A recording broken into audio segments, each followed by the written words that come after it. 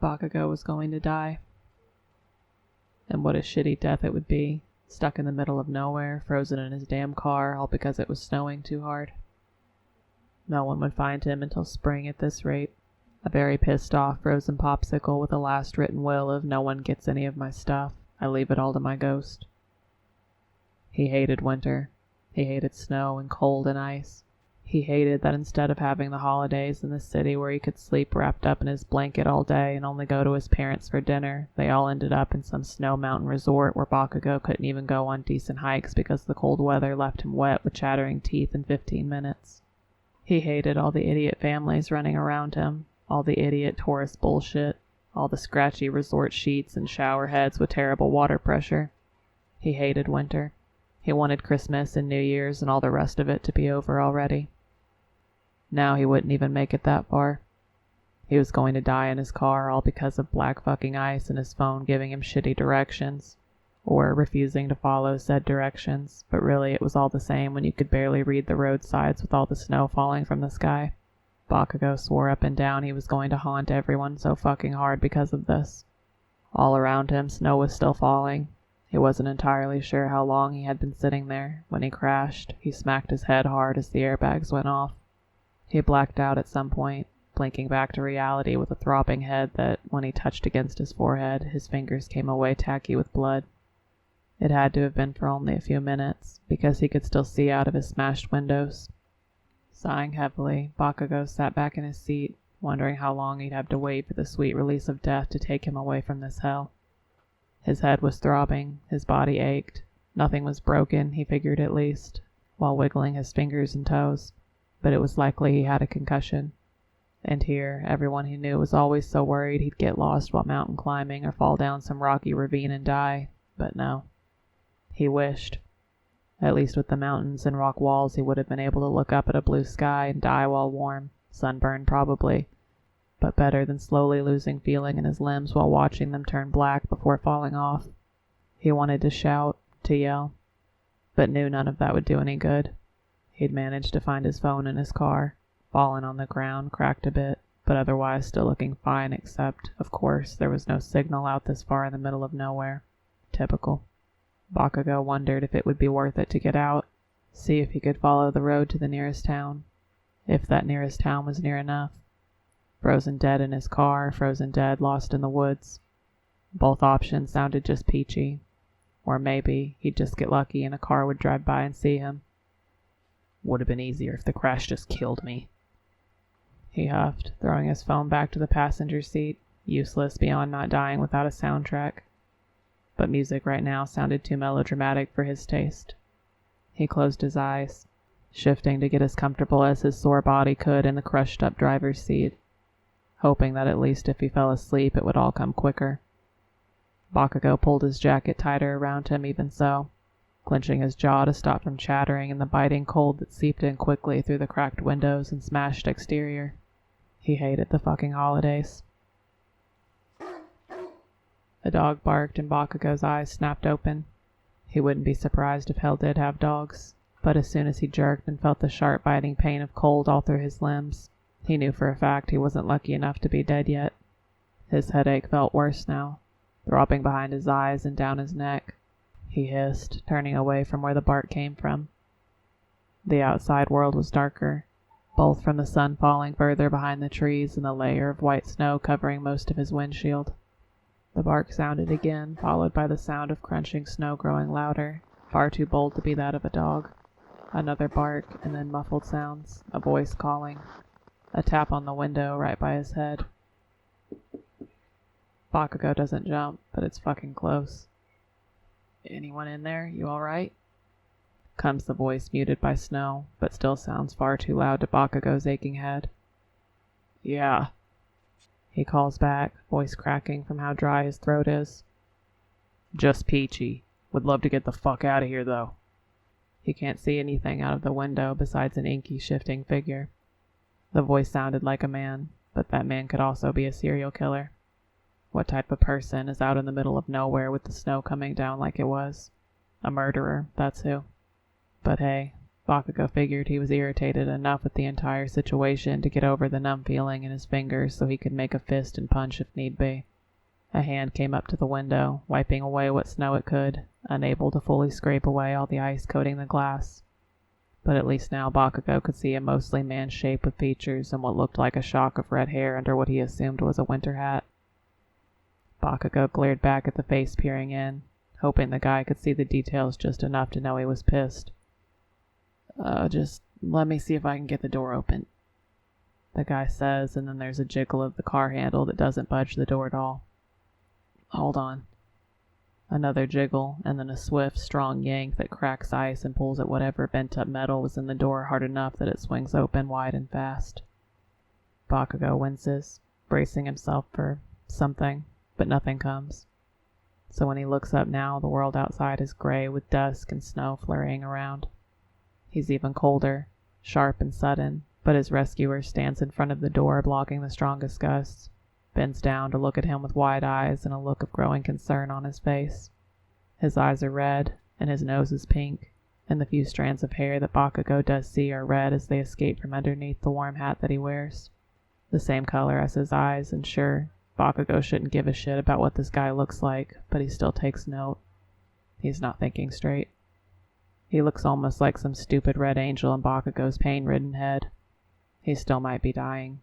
He wonders if he actually cares if this guy is the one who's come to take his soul away. "Can you move?"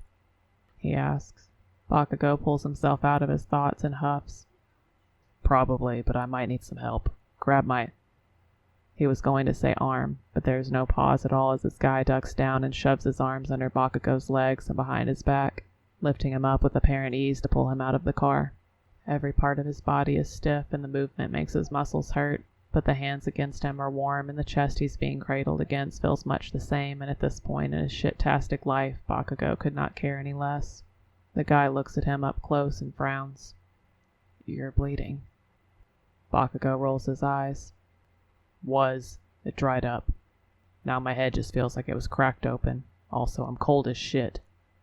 His bitter attitude doesn't seem to ease the guy at all, but it does get him moving.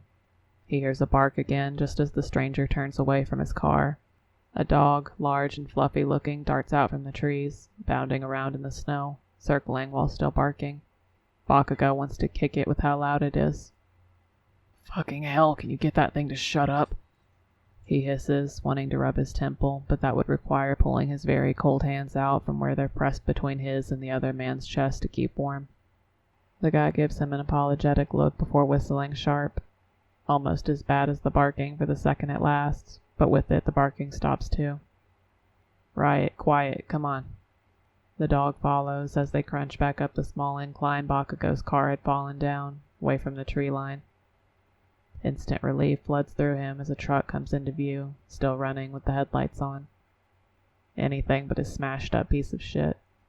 The man drops him off in the passenger's side as gently as he is able.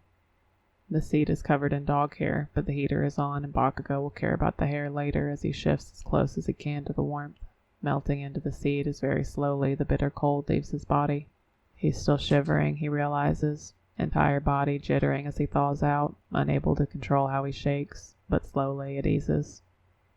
His muscles still feel tight and tense, but the heat helps a little, enough that he can let out a sigh, closing his eyes. He doesn't register that the guy doesn't return right away. When he hears the driver's door open and close after some time, he lets one eye crack open to see the guy shifting the truck back into gear, his dog panting happily in the back seat. "Where the fuck were you?" Bakugo manages to rasp out. The pain running through his limbs is shifting into exhaustion. He wants to sleep again now that he's warm, but he also knows that falling asleep with a stranger driving him who knows where is probably a bad idea. Murderer and all, right? The guy side-eyes him, but there's a slight smile at his lips. "Just went back to grab some of your stuff I figured you'd want. Found your phone, suitcase in the back. You snowboard?" Bakugo grunts. Doesn't answer, because he does, obviously, if he had a snowboard in the back of his car. It's the only thing he cares much to do while stuck in a ski resort for weeks on end. The guy's not offended by his lack of answer, just laughs. "My name's Kirishima, by the way. Kirishima Ichiro." He bites his tongue before responding. Bakugo. The guy, Kirishima, is still smiling. Well, Bakugo, you're lucky I saw the tire marks and saw your headlights in the snow. The storm would have killed you for sure. Bakugo's rolling his eyes without even thinking about it. Gee, thanks. He doesn't want to talk anymore. He wants to sleep. He wants to be under his blankets at home and fall asleep on his couch, only waking up to move to his bed and fall asleep there. His head hurts. He might be passing out, he's not sure. Things are getting fuzzy and dark. Kirishima still might end up being a serial killer driving him to his murder cabin in the woods, but right now Bakugo doesn't think he'd mind as long as he did it quickly. His head hurts too much to care. Behind him, the dog, Riot, is panting too loudly in his ear. Bakugo, I'm not sure it's safe for you to fall asleep. Shut up. He grunts right before his body slumps against the truck window, cheek pressed against the cold glass, and he's out.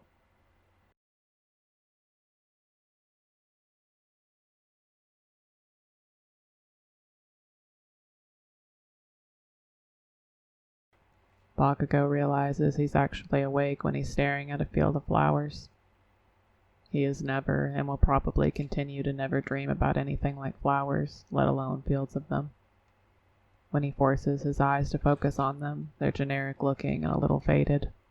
Nothing like the typical generic artwork scattered throughout the lobbies, lodges, and hotel rooms of the resort he's supposed to be in, which probably means he's not at the ski resort. He blinks, and with the soft throb behind his eyes, it all comes rushing back. The crash, the snow, the giant man who either rescued him or has him locked up at some room to feed to his dog later. Oh good, you're awake. A soft voice interrupts his thoughts.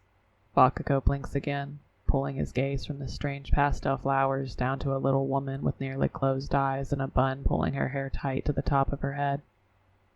She's small, looking like a grandmother more than anything, but she's got a white coat on in a room that, when Bakugo glances at the walls behind her, are mostly white except for the occasional poster on how to cover your nose properly when you sneeze or how to go about washing your hands correctly. She must be some sort of doctor, which also means, you took a serious bump when you hit that tree. Right. The guy wasn't going to kill him. He took him to a doctor because he was in a car crash. Bakugo glanced back up at the painting of flowers hanging on the ceiling, wondering if that's so when people do wake up in a doctor's office they're soothed instead of freaked out. It doesn't really work, he thinks. Slowly, he sits up. His body feels a little shaky, a little weak, which he simply grits his teeth through without a sound until his back is against the pillow his head was resting on a moment ago. Yeah, he finally says, taking in a breath. The little old lady is smiling at him. Bakugo glares. Think I could have figured that one out, seeing as I was the one in the car. He gingerly touches at his head, but instantly regrets it with a hiss as his fingers find the gash he got, thread now pulling it closed. The woman laughs under her breath. Yes, well, Kirishima brought you to my office after he found you. Lucky for you, I was just getting ready to close up and head home for the storm. Nothing too major, thankfully. That cut on your head is probably the worst of it. And you do show signs of a concussion, though our current conversation tells me it's more mild than I originally suspected. Beyond that, you'll be bruised and banged up for a couple of days, but I think you'll heal up nicely. Candy? She holds out a bowl of what appears to be jelly beans, to which Bakugo only stares at for a few seconds before grunting his no. How long have I been out? He asks when he finally gets his head wrapped around it all, swinging his legs over the examination table, paper crinkling loudly under him. The little old lady shrugs. Oh, only 2 hours or so. I was going to wake you up shortly if you didn't on your own. No place to be for a blizzard, you know.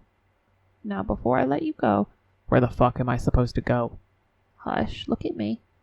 Bakugo is surprised by how strong her grip is when she grabs his chin, forcing his head down to her eye level as she shines a little flashlight into both of his eyes. If he was feeling like his brain didn't just get scrambled, he might have resisted more. But he was still tired and a little nauseous, and this wasn't exactly his first concussion. She smiles when she's done, letting him go. All right, I'm deeming you releasable, but under supervision. He glares. Supervision? Who the fuck? Here are a few pills for the pain, a muscle relaxer if you need it, and make sure to drink plenty of fluids. Get lots of rest. She wasn't listening, shuffling around her office, picking up odds and ends that she then shoved into his hands with a pat on the cheek. Come now, out, out. Need to get home before the snow gets too deep. He's still confused and lost. Not just from the head injury now, but this old lady and what the fuck was happening as she started pushing him up and out the door of the exam room.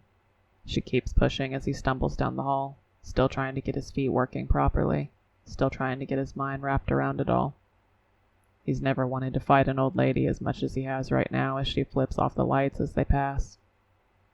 Bakugo feels the need to punch the wall by the time they're out in the lobby. He doesn't get the chance as he stumbles out and finds the same giant, could-be murderer Kirishima sitting in the waiting room. He looks too big for the chair he's sitting in.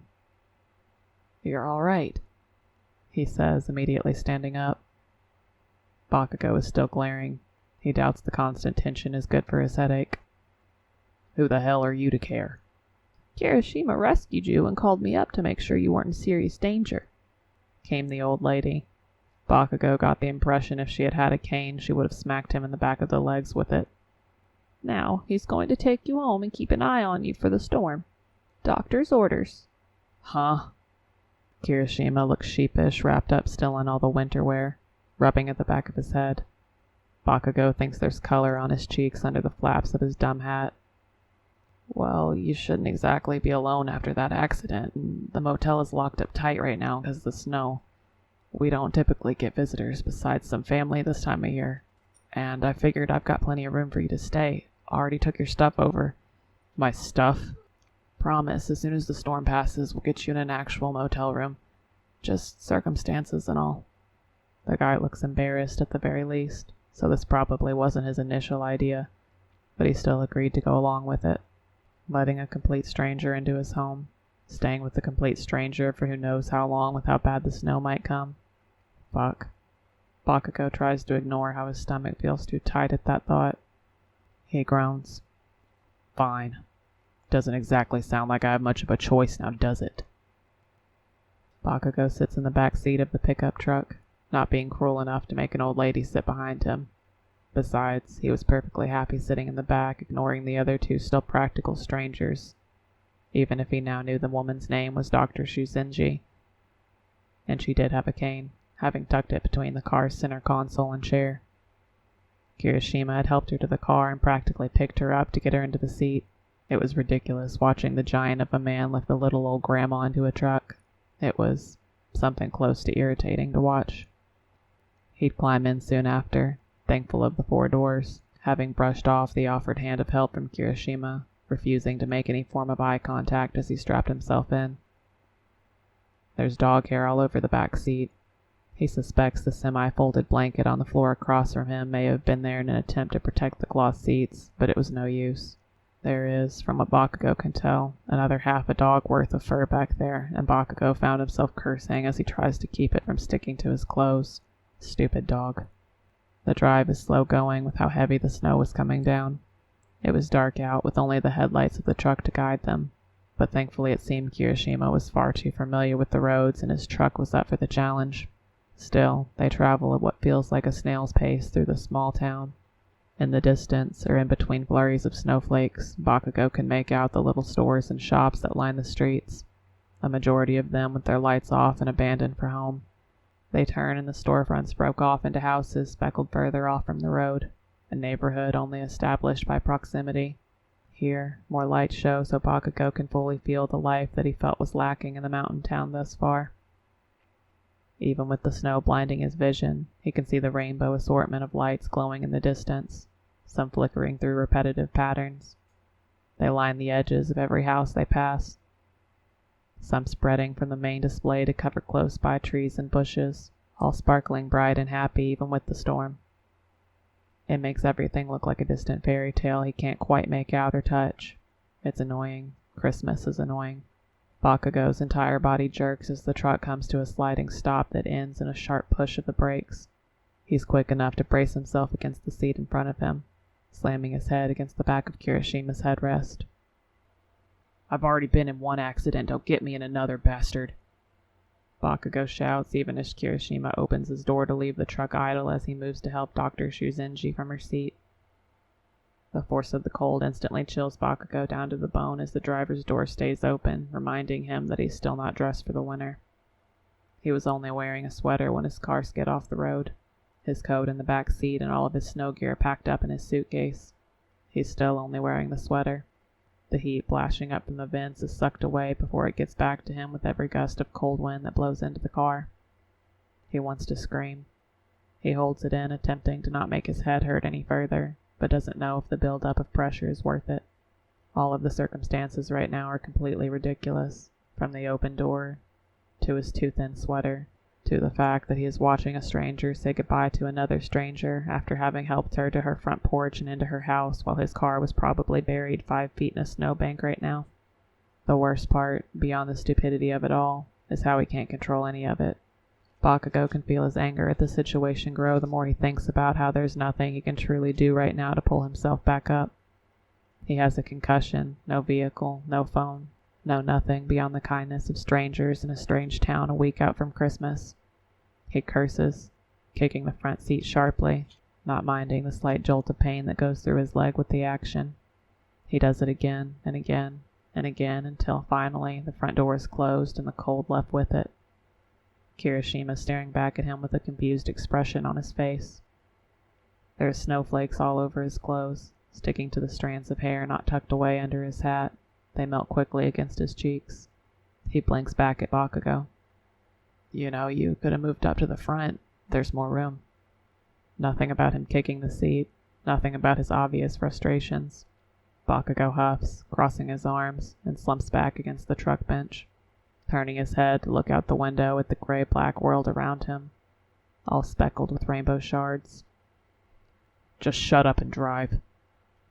The drive out to Kirishima's home is longer than the drop-off of Dr. Shuzenji.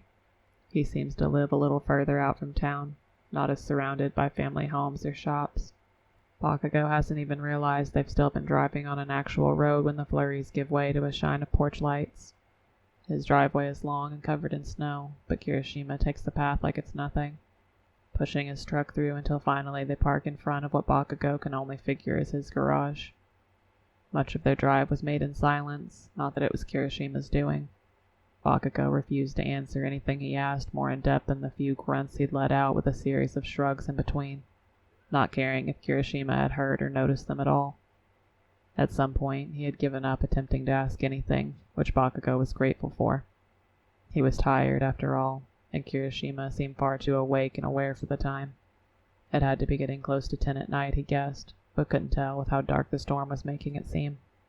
Being close enough to fully see it now, Bakugo takes note that Kirishima's home actually does look very nice. Cozy, his brain first supplies, but immediately blocks it out. Bakugo is used to the city. He himself lives in an apartment by himself, closer to 3 different coffee shops than the nearest park. His parents have a house, and it's where he grew up in more of a suburb, but still it looks nothing like this.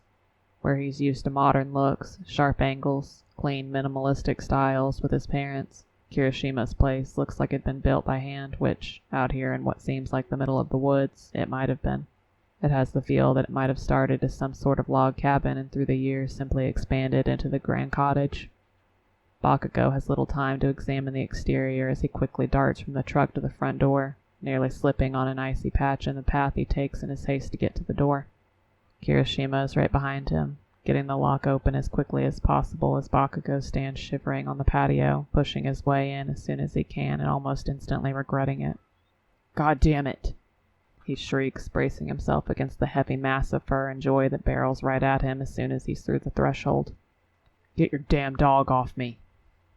The dog whines and lets out small, excited barks, shoving his front paws up onto Bakugo's stomach in an attempt to say hello before his owner comes through behind him, shutting the door to the snow outside.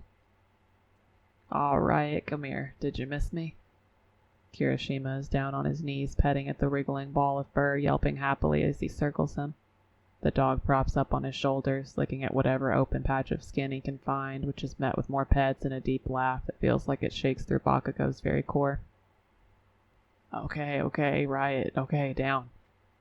He pushes the dog gently back, who still barks happily, tail wagging behind him as he turns his attention back to Bakugo, ready once more to charge. No. Thankfully, Kirishima is quick to catch him, pulling him back by the collar. We have to be gentle with guests, gentle. For the most part, the dog seems to understand, letting out a few more excited short yelps but doesn't run to jump on Bakugo again. Kirishima stands then, wiping his face of dog slobber before starting to pull off his coat. Sorry about that, he just really likes people. He tries for a smile, but all Bakugo returns is a glare. Yeah, I can see that. They stand in the entrance for a second longer, silent except for the clicking of Riot's nails on the floor. Kirishima looks like he's biting the inside of his cheek the way the skin pulls, a nervous habit, Bakugo is sure, which is just stupid, seeing as he is the one currently standing in a stranger's home. Kirishima pulls off his hat. Are you hungry? Bakugo stares, and he hates that he does. He had been expecting the red hair, sure, but not so much how long it is, how full. He doesn't expect it to frame his face like that or hang in his eyes without it all shoved under a hat, and when Bakugo finally looks down, he isn't expecting Kirishima to be wearing the flannel that he is, pulled tight over broad shoulders and chest. His gaze quickly shoots up from where he's staring at a straining button, eyes sharp as he asks, "Do you have a phone?" Kirishima seems to falter at that, the slump of his shoulders made more obvious by how tall he is and how wide they are. Oh, yeah, of course. I did find yours and put it with the rest of your stuff, but the screen is cracked pretty bad and I think the battery died, so... He's rambling, though Bakugo realizes it's not as annoying as what he's used to. It's more trying to figure out how the conversation should end instead of getting lost in his own head. When Kirishima pulls his phone from his pocket and offers it up, Bakugo is quick to grab it with a short, grumbled-out thanks before he moves on into what he assumes is the den or living room. It dips a solid foot lower than the rest of the house, wood floor turning into carpet with a drop. It's nearly long enough to be shag. A TV is set up in an old, bulky entertainment center opposite of a couch that Bakugo is sure is older than he is. A simple, low wood coffee table separates the two.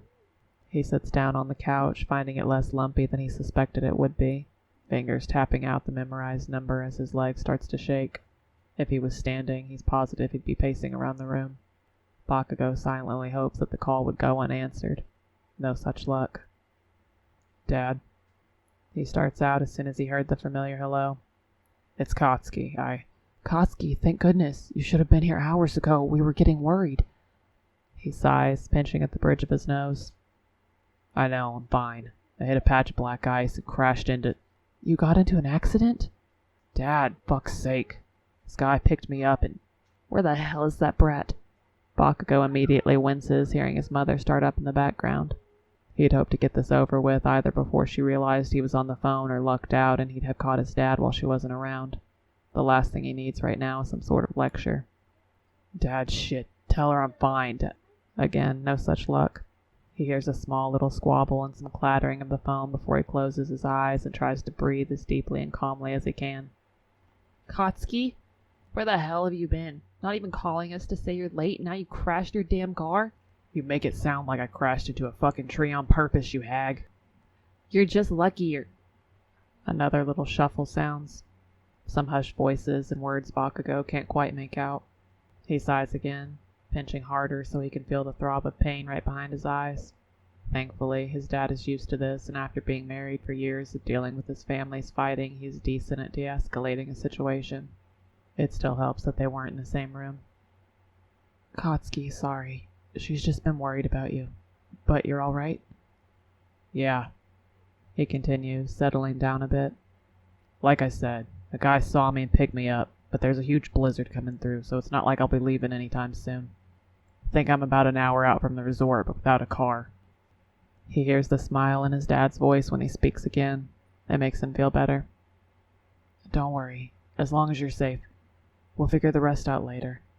Does your phone work? Is this number good to reach you later?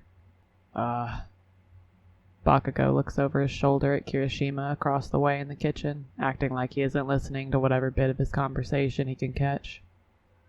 Yeah, this one should be good. All right, be safe. The repetition has Bakugo gritting his teeth, but he's still grateful for it. Thanks, Dad. The call ends and Bakugo can't decide if he feels better for it. He lays back against the couch, feeling more exhausted now than when he sat down. He figures this wouldn't be the worst spot to fall asleep in, but he knows the knot he'll get in the back of his neck come morning will do nothing to help with the concussion pains. He hopes this dumb place has a spare room in it with how big it is and how it seems only occupied by a man and his idiot dog. "Hey," he calls over his shoulder, looking up to find an upside-down Kirishima standing with a bowl of what he thinks is dry cereal in his hands, eyes owlishly wide. He doesn't think there's any milk in the bowl. "I need to make another call." "Oh, no problem. Go right ahead." Bakugo grumbles, slumping back down against the cushions as he keys out another number he has memorized and really wishes he didn't. Still, he'd much rather this one pick up than his parents'. His voicemail will be 10 times worse if he doesn't pick up. Thankfully, it clicks at the third ring. "Hello?" "Deku, how's the cat?" Kachan, I didn't recognize the number." He snarls. "No shit, nerd. This isn't my phone. How's the damn cat?" "Yes, right. She's good." From the corner of his eyes, Bakugo can see Kirishima come around from the end of the island, sit up against the edge that faces the den. He's not even trying to pretend to not listen now, and Bakugo wants to smack him. "She's got her blanket and all that shit. It was snowing when I left." "Kachan, you've been gone for like half a day. Besides, I mean, she's outside and not even technically—" "Shut up, Deku. She's my cat. I feed her and she comes around every day meowing at me like a stupid bitch. You fed her, right?" He hears a heavy sigh over the line and wishes he could reach through the phone to choke out the curly-haired moron. If Bakugo had a choice, he wouldn't have chosen Midoriya to cat-sit, but he had little choice in the matter. Last time he let Shinzo watch her, Bakugo swore if he came home a day later, he would have catnapped her, the creep. "Yes, Kachan, you literally labeled the containers for me. She's had dinner and is currently—" There's a pause, the sound of a sliding door, and then Midoriya is back. "Sleeping in the bed on your balcony." It makes him feel better hearing it and knowing that Midoriya wouldn't lie about that. Bakugo wouldn't stoop low enough to ask for a picture, but if he just so happened to get one, he wouldn't be too angry about it. "Good. If anything happens, I will kill you." Yeah. You threatened me enough before leaving. Now, goodbye, Kachan. Have fun skiing with your parents." Midoriya hangs up before he can say anything else, making him curl a fist around the phone, squeezing it tight in his hand before he remembers it isn't his and he shouldn't break the phone that might possibly be the only working one in close proximity during a snowstorm. Besides, it's not like he needs to tell Deku of all people he got his head split open crashing into a tree. Bakugo counts to 10 in his head instead, breathing in through his nose before he's able to finally stand up without feeling like he wants to punch the wall. Kirishima is staring at him from the kitchen island, munching away on his dry cereal. Bakugo glares, handing over the phone. "So, you're a cat person?" His nose curls. "Don't listen in on other people's conversations, asshole." He turns away as his face felt like it started heating up. At his back, he can feel Kirishima beaming too bright for his own good. Bakugo refuses to give him the satisfaction. "Now, where am I sleeping? I'm tired as shit."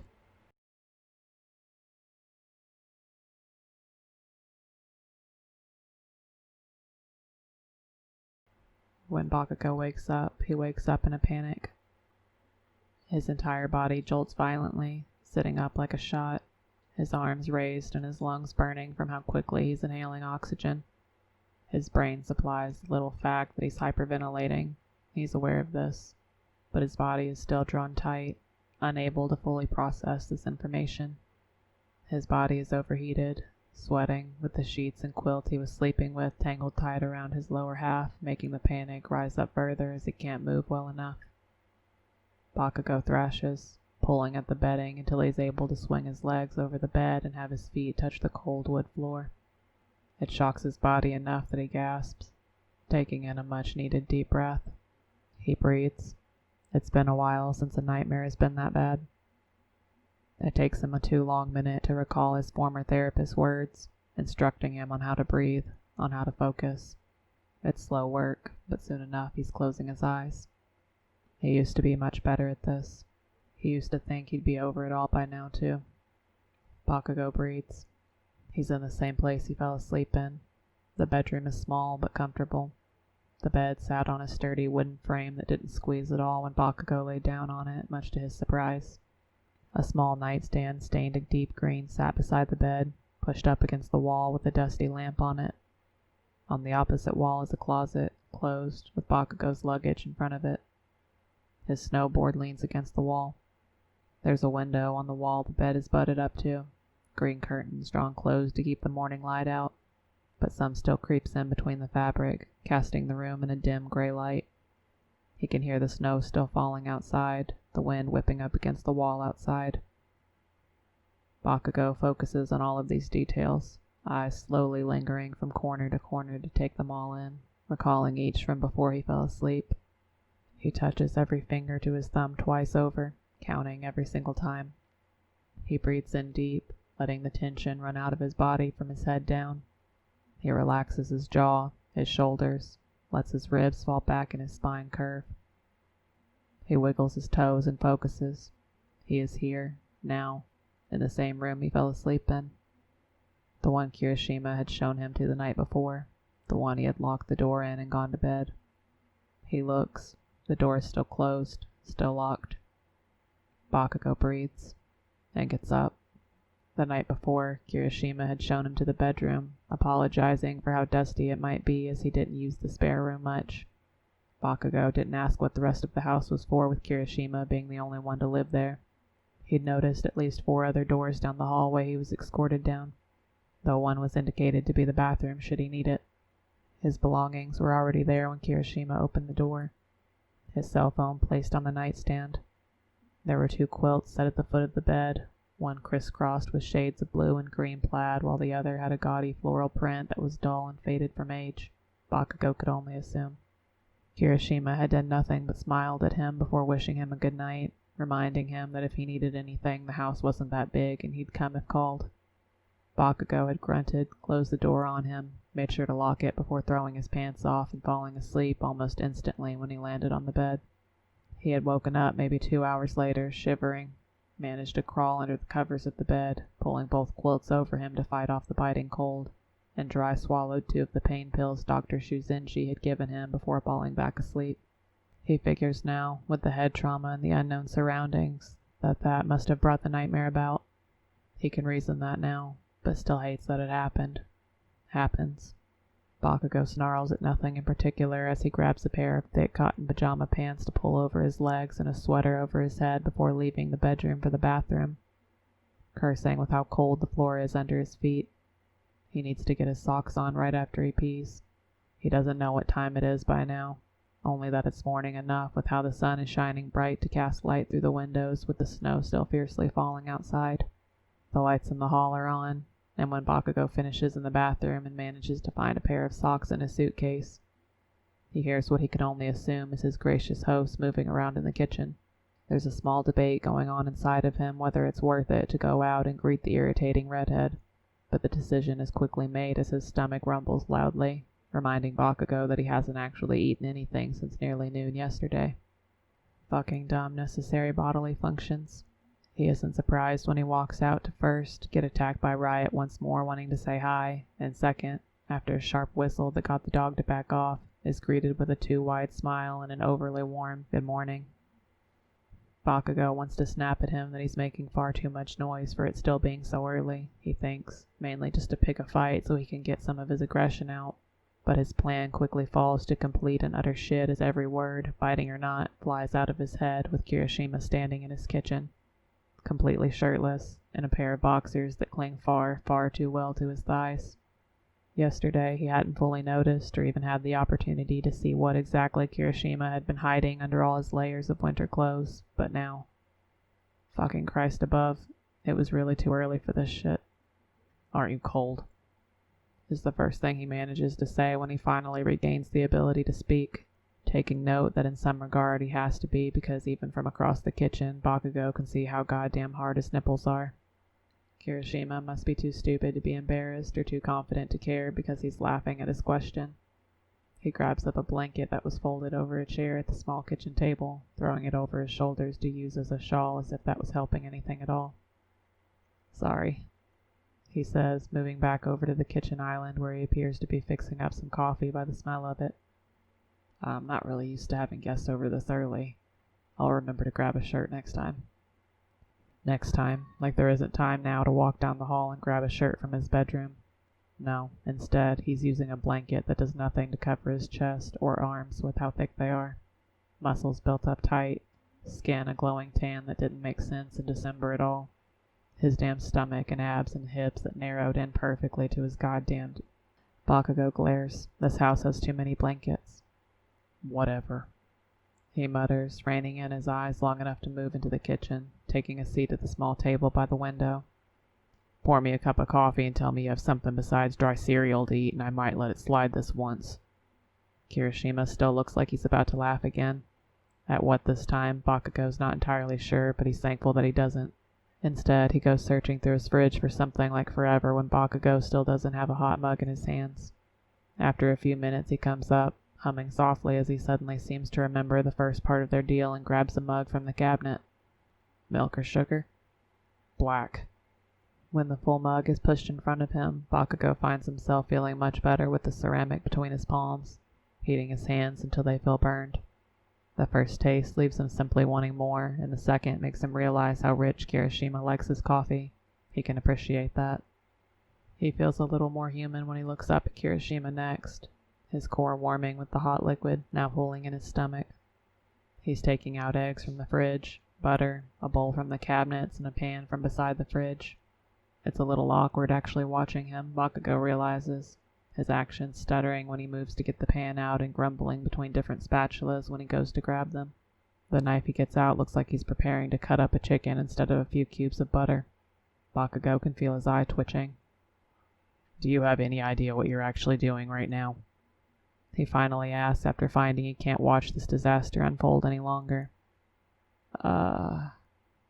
Kirishima gives pause as he stares between the kitchen table where Bakugo sits and the utensils he's pulled out for himself. I mean, I could totally make something. I just usually don't. I'm more of an instant type of guy. Bakugo sighs, forehead falling to the table as he wants to bang his head against it, but resists as the pressure he's putting up against the stitches right now isn't exactly pleasant. After a quick countdown from 10, he's up again and pushing away from the table, rolling up the sleeves of his sweater. Well, you made decent coffee, so you're not entirely useless. Now move over. I can't bear to watch you struggle through whatever eggs you were going to make. He doesn't have to actually nudge him away from the island, but he does just a little bit as Kirishima quickly backpedals away. His bicep felt entirely too solid under Bakugo's fingers, a fact that he tries desperately to not focus on as soon as it enters his mind. It takes him a second to actually orientate himself within the kitchen, going through a few cabinets in the pantry to grab an item or two. The fridge is actually well stocked, much to Bakugo's surprise, as the man before him doesn't seem the type to keep fresh vegetables or meat, and instead more of the expired milk and instant ramen type of guy. The spices Bakugo finds up in a high cabinet seems like they've been untouched for a while, left half empty, so at least Bakugo knew that there was a time when they were used. He pulls down the salt, pepper, and cayenne regardless, and finally gets to work. Kirishima is watching him from a bar stool, eyes wide as he watches Bakugo work. It's not as if Bakugo has experience in any sort of professional kitchen, but he decided at a young age that anything worth doing was worth doing to the best of his ability and beyond, which also came down to cooking on nights when both of his parents were out either for business meetings or date nights. He broke the eggs easily, whisking them together while butter melted in the pan, making sure to keep an eye on it so it never got too hot. He'd found enough cheese in the fridge to make a simple omelet for the two of them, quick and easy with how empty his stomach was right now. When he brought the bowl over to the pan, he felt more than saw Kirishima follow him. His height didn't completely tower over Bakugo, but still there was enough difference that he could easily look over his shoulder to watch him cook. The feeling of heat seeping through his sweater was immediately evident as he leaned in closer, unaware of what personal space was. With the small distance, Bakugo could understand why Kirishima didn't seem overly fazed by the cold in the house, his body feeling like a furnace at his back. Get any closer and you'll drool into the food, Bakugo says, throwing a glance over his shoulder to directly meet Kirishima's eyes, who, thankfully, takes a step back. He was close, really close. Sorry, he replies. I just haven't seen many people so confident in the kitchen like that before. It's so manly. Bakugo snorts, rolling the eggs as he pours more in. They're just eggs, idiot. Well, they certainly look and smell like good ones. He takes the compliment easily, feeling the familiar swell of pride rise up in his chest. He knows he's good. He doesn't need to be reminded of it by anyone. But still, for some reason, those words go straight into him and twist up his stomach in a tight knot. He's glad when he's finally done, sliding each onto plates and spinning around to serve them both, peppering his with more cayenne than anything. Though Bakugo has made this time and time again growing up, honestly, it's just eggs and cheese. Kirishima eats it as if he's never tasted anything so good before. With every bite, he has his eyes closed, makes these noises in his throat like he's really trying not to, but they come out anyway. Bakugo watches him from his own stool at the island, amazed with how quickly the other man eats and how excited he seems about the meal. By the time Kirishima finishes, Bakugo is still staring at him with the now cold bite held in his mouth and his coffee mug held loosely in his hands. Dude. Kirishima smiles, looking as though he's contemplating licking his plate. That was so good. Where'd you learn to cook like that? It takes a second for Bakugo to blink, swallowing quickly. I've lived on my own for a while, and when I was young I hated not being able to eat what I wanted because I didn't know how to cook it. He takes another bite. Also, my mom's terrible in the kitchen. Kirishima snorts. My mom was great. She was always cooking or baking something. It never stuck with me. She always said I could never stand long enough to actually finish anything. When Bakugo looks, he's smiling like it's a fond memory. His eyes are staring down at his plate, distant, and Bakugo is reminded of the many spices still cluttered in the cabinets, all half-used. She was. He was quick to change the subject. Well, I need a shower. He pushes his half-finished plate towards Kirishima, knows his stomach is going to hate him in an hour, but doesn't really care right now. He doesn't want to finish and thinks Kirishima would appreciate the seconds. He downs the rest of his coffee in one big gulp. Finish that if you like it so much, and heads back out towards the hall. It's not a lie, needing a shower. When he focuses, there's the tacky feeling of dried blood in his scalp. He can feel the clammy feeling of cooled sweat on his skin built up from his night of thrashing. He needs to brush his teeth, all of it, but mostly he just needed to get away. He's known Kirishima for roughly 24 hours at this point. He's still a stranger, and Bakugo's trying to decide how much he wants to break that down, how many lines he does and doesn't want to cross if this is where he'll be stuck for the coming days. There's a reason Kirishima lives out on his own in the middle of nowhere in a house too big for only him. There's a reason he smiles down at empty plates and doesn't know his way around his own kitchen. Bakugo just thinks he's too afraid to ask right now.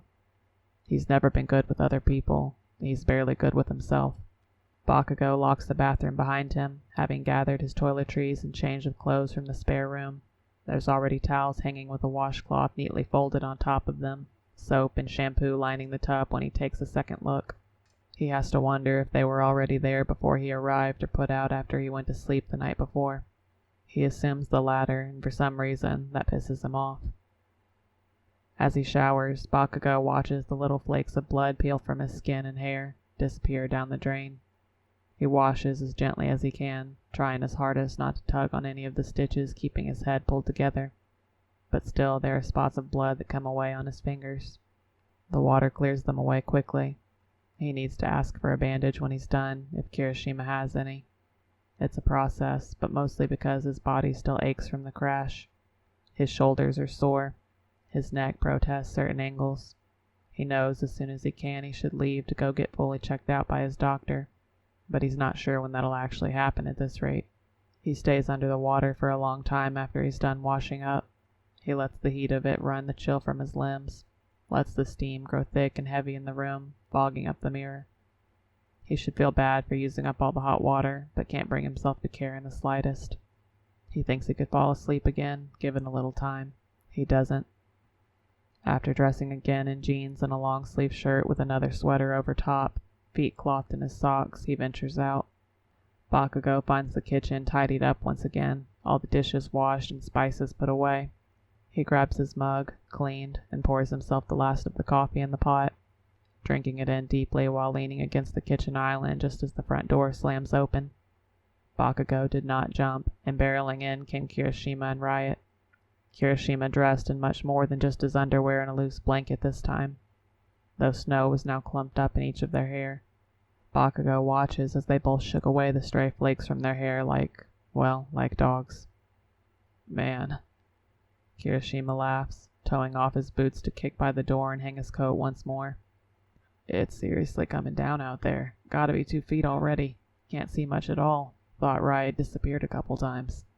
The dog barks at the mention of his name, giving another good shake from head to tail before trotting off down the hall to one thing or another. Bakugo quirks a brow up at the dog, carrying the look over to Kirishima as he sips lightly at his coffee. Right. And whatever do you do to keep entertained while you can't see much at all outside? He immediately thinks about high stacks of old movies and worn-out novels on a shelf. Kirishima looks at him as if he's never had to think about that question ever. He looks almost nervous about answering. Do you like to work out? It's so predictable. God, Bakugo hates that he didn't actually think about that being an option himself. Of course, someone who looks like they were chiseled from marble to celebrate the gods would have some sort of gym at home. Of fucking course. Bakugo hides his smile behind his coffee mug. I do, actually. Whatever unease Kirishima had seemed to melt away instantly with the answer. He looks giddy again, overly happy in a way Bakugo is starting to associate with him, even with the short period of time they've been together. Kirishima waves his hand, ushering him to follow down the hallway. They pass both the room Bakugo's staying in and the bathroom, past the 2 other doors on either wall until they get to the end. The hallway, Bakugo notices, continues on down towards the right, but he doesn't keep his eyes in that direction for long. Kirishima swings the door open in front of them, letting Bakugo step into what he can only think of as a very well-kept personal gym. Shit, dude, he breathes, eyes wide at the variety of equipment kept in the small space. It might have been another old bedroom once before, or maybe even someone's office or study, but now there's a bench sitting to one side with a bar surrounded by a tower of weight plates. There's another collection of dumbbells close by, and towards the back by the window is a stationary bike squeezed in beside a treadmill. The other side has a couple of yoga mats laid out and a TRX set up ready and waiting. I've got some other stuff in the garage, kettlebells and stuff, if you prefer, that is. I mean, whatever you want. Use it whenever you want. Bakugo shakes his head, huffing. No wonder you're so jacked. Kirishima flat out blushes, turning to look at his feet instead of Bakugo. Well, physical health is important. And here I thought I'd be going nuts having to watch crappy old movies all day. The lights flicker. Kirishima curses softly under his breath, running off quickly back down the hall towards the kitchen just as the lights flicker again. Everything going dark and gray with only the dullness of the outside to light the way for a second before power returns. It doesn't stay long. The storm outside rages louder, pounding, and the electricity bends sharp against it until, finally, it all snaps. The entire house goes gray, the power shutting down, and after a few breaths, Bakugo realizes it's probably not coming back on. Kirishima returns shortly after, coming down the hall with 2 flashlights in his hands, face cast in the soft light still filtering in from the gem's window. Well, he says with a smile, still even now with the house completely and utterly quiet without the hum of electricity around. The snow and wind call outside, mocking. I'm glad you don't like movies. God damn it.